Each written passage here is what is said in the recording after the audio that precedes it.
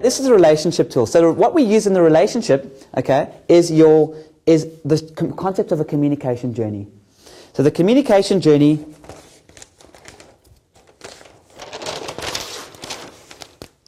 is the core or the secret to Majestic. And it's simple as this.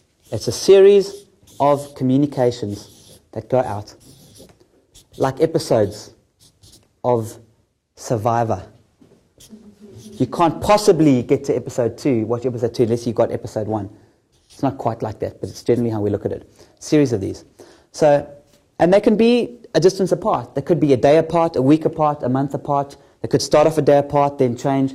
People ask me how often you should send their journeys out, and it's specific to each individual person. A lot of people think my emails are far too regular, and it irritates them.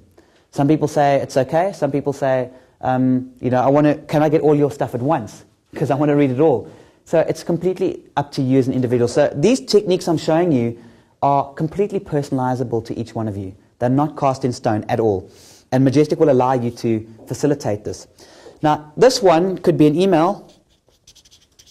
This one could be a fax. This one could be another email. This one could be an SMS.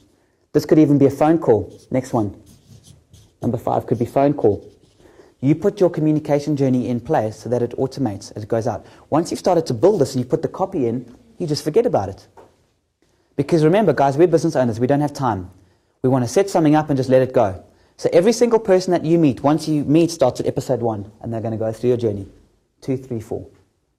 And it's beautiful. You meet somebody at a braai one Sunday afternoon, and they say, gee, that's interesting what you're doing. You say, well, I'll put you on my journey. Give me your business card. Business cards are wonderful things to get back, by the way. They're a bit of a waste of time to hand out. But to get them back, that's powerful, because you can start them on your journey. You add them to your database, and off you go. And you'll just find by every single person that you meet, remember, less than 5%, all of you were communicating with, start a journey, and now you're communicating with 100%. Every single person that you meet. You can even build a little form in Majestic on your phone. It takes you a minute.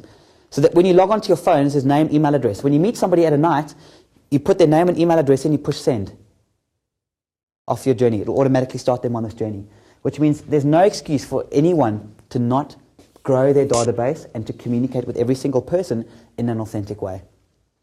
So that's a journey process, and we'll get onto that in more detail just now, because you guys are actually going to write your journey just now and start that process.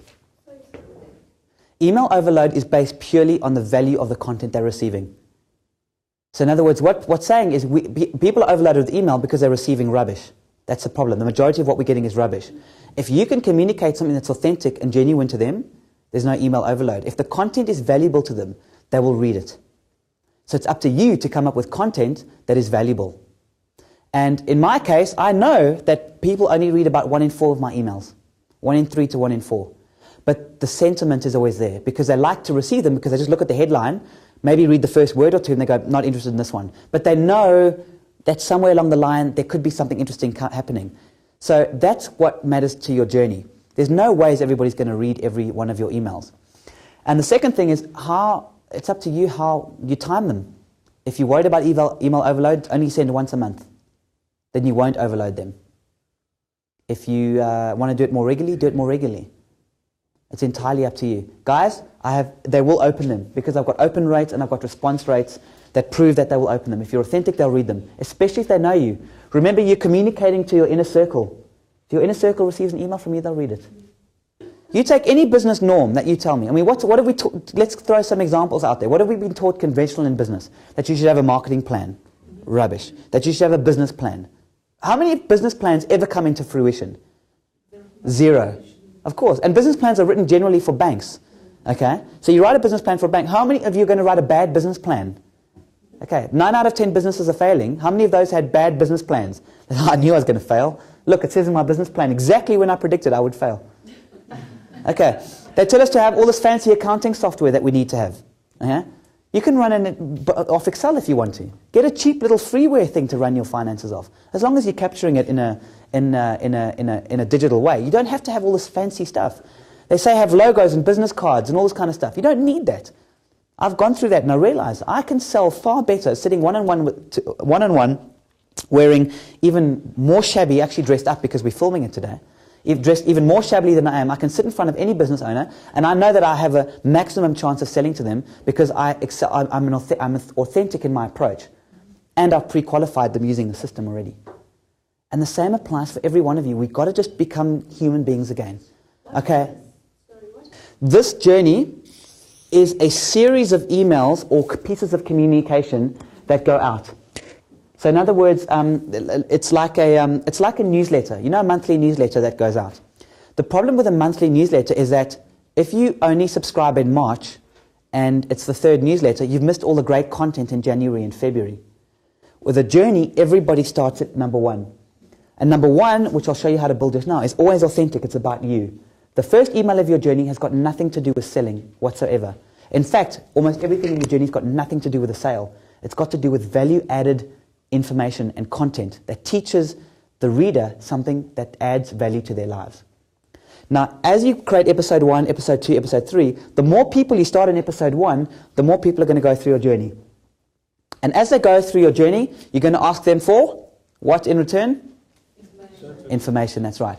And the information, okay, so the tool to a journey is email, fax, SMS, etc., etc. The information receiving that you get back, okay, is a form. Okay, it's a personalized form with your logo on it. And then a series of questions. Okay, and these questions can be basic. They're divided into 2 types, standard and custom. Standard fields or questions, fields and questions are the same thing. Standard questions are things like name, email address, cell phone number, address, things that are common to everybody. Custom questions are specific to your particular business. So in my case, I would like to know how many employees they've got. That's quite an important question for me to know. These are questions that I want to know about a prospect before I even consider spending my valuable time with them, to pre-qualify them. Yes, that's right. Asking all the great questions that you've always wanted to know about your particular prospect. And we'll go through this. We're actually going to show you, we'll go through this process in a minute.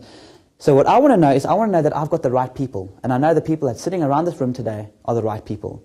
I could hold a seminar and get 100 people to come. But they're not going to be the right people. These are the right people. So now whenever I have a seminar, it's tight, it's close, and the right people are always here because they resonate with what I'm doing. And I understand that based on the information that I've received. So what I want to do with you guys is show you how you can build the journey and build a form. And only when a form comes back to you from an individual who you have a relationship with and has given you information about themselves, only then are you going to spend time and effort with them. I'll give you a real-life practical example of when I did that for a company. Are you guys familiar with Renprop? Renprop Residential. They started a rentals division of their company.